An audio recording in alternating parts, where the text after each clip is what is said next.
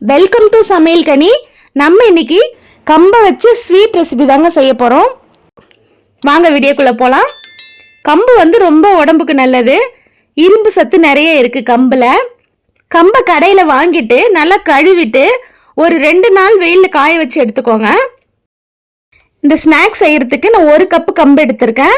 இந்த 1 கப்பு கம்போட அளவு 250 கிராம். இந்த கம்பை இந்த பாத்திரத்தில் சேர்த்துட்டு ஒரு மிதமான தீயில வறுத்துக்கலாம்.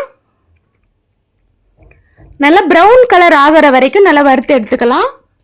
கம்பு இந்த மாதிரி 1-2 வெள்ளையா பொரியும், ஃபுல்லாகவே இந்த மாதிரி பொரியாது. இப்போ இந்த ப்ரௌன் கலர் ஆயிடுச்சு. இப்போ இதை ஆற வச்சுட்டு மிக்சி ஜாரில் வச்சு அரைச்சிக்கிறேன். 1/2 கப்பு போல் கருப்பட்டி எடுத்திருக்கேன். இதோட அளவு 150 கிராம். நீங்கள் கருப்பட்டி இல்லைன்னா வெல்லம், நாட்டு சர்க்கரை எதுனாலும் சேர்த்துக்கலாம். அது உங்கள் விருப்பம்தான். கருப்பட்டியில் ஒரு 1/4 கப் அளவு தண்ணி சேர்த்துக்கிறேன். தண்ணி சேர்த்துட்டு லேசாக கொதிக்க விடலாம். இதோட ஒரு 3 ஏலக்காயை இடிச்சிட்டு சேர்த்துக்கிறேன். இப்போ தண்ணி லேசாக கொதிக்கட்டும். இந்த கருப்பட்டி கரையிற வரைக்கும் கொதிக்க விடலாம். கருப்பட்டியை வடிகட்டிடலாம். இப்போ அதே பாத்திரத்தை கழுவிட்டு மறுபடியும் அந்த கருப்பட்டி கரைசலை சேர்த்துக்கிறேன்.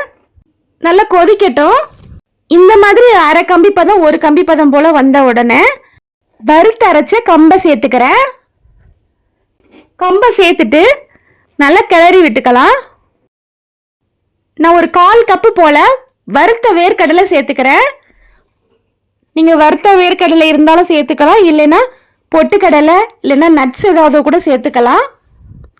அது உங்கள் விருப்பம்தான்.